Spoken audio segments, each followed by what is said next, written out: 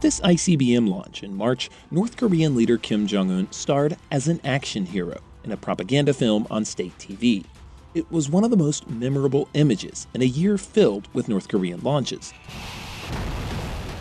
North Korea fired so many missiles that state media didn't even bother to mention most of the incidents.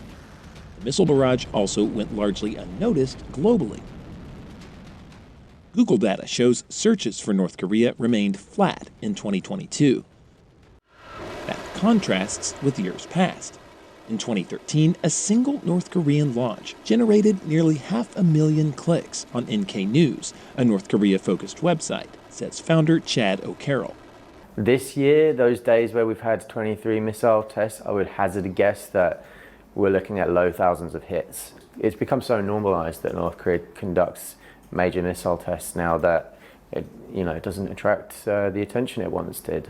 Diplomatic focus on North Korea has also lagged. While the United States and its allies condemn the launches, talks with North Korea appear to be a relatively low priority. Meanwhile, China and Russia have ensured North Korea is not further punished at the United Nations.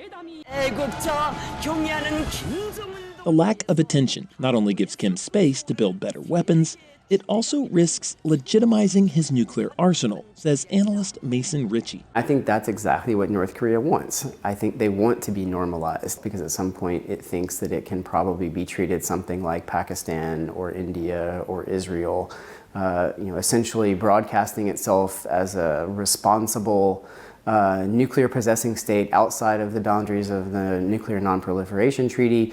Kim may eventually decide to resume talks with the United States, but he has ruled out denuclearization. In September, North Korea passed a new law declaring itself a nuclear weapons state, with Kim calling the move irreversible.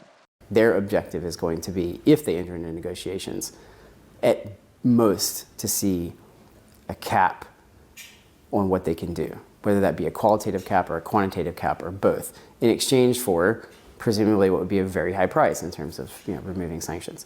And that's part of the reason why you're not seeing Washington put very much emphasis on diplomacy. The United States and its allies instead say denuclearization must remain the goal of any diplomacy with North Korea,